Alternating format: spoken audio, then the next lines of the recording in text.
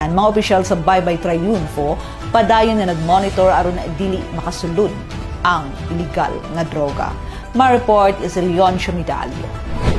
Gipangusgan karon sa mga opisyalis sa Barangay Baybay Triunfo, Osamis City ang makanunayong pagbantay o pagmonitor sa mga tawo nga mosulod og gawas sa barangay aron dili makasulod sa ilang napit ang mga tawo nga nagplano magnegosyo sa illegal nga droga.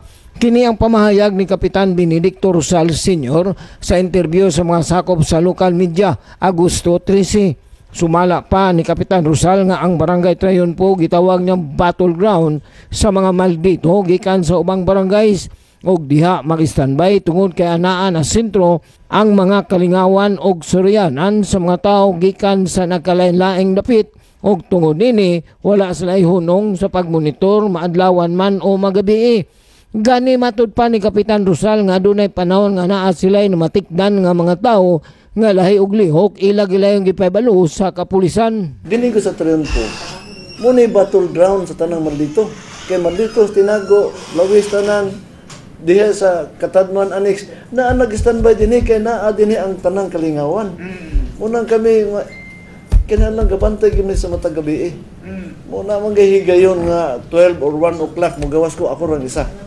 Kay ako sa yun nga gimonitor bahay nga ng Cebu.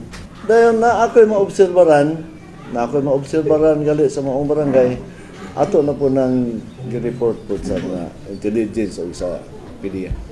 Gidugang pa ni Kapitan Rosal nga sa pagkakaron ang iyang barangay usak ka malinawon o garbo siya nga walay natabong mga transaksyon kabahin sa illegal nga droga. Ilabi na wala usay na hitabong drug bypass operation pinaagi sa kapulisan. Kini tungod usab sa pagtinabangay sa iyang kataging barangay uban sa tabang sa kapulisan o sa suporta sa Team Asenso. Sumala pa niya nga sa pagkakaroon nagpaabot na lang sila sa proseso o pag-andam sa mga dokumento aron mag-apply nga mamahimong drug cleared ang iyang barangay. Wala po tayo report na ready rin taga barangay na maligag drugs? Wala. Na bypass? Wala giso pa. Munang katong mga maldito na tong kay ako daghan jud kay kong amigo maldito. Then ato lang hangyon, ayaw lang gid in taon mo dinhi sa maong barangay. Ato mo sa layo. Kay ang barangay nato karon happy na gyud kayo in taon. Happy na gyud kayo. Nagapay ba mo pan drug lord barangay na? Ang nagpaabot lang may kung unsay proseso ana para ma-drug cleared ang maong barangay. Pero bisan pag wala ma-drug cleared ang maong barangay, nalipay ko nga walay nahimo nga read dinhi. Walay nahimo diri nga transaction bahin sa Cebu. Nala na nga dakpan daghan katong sa pantalan.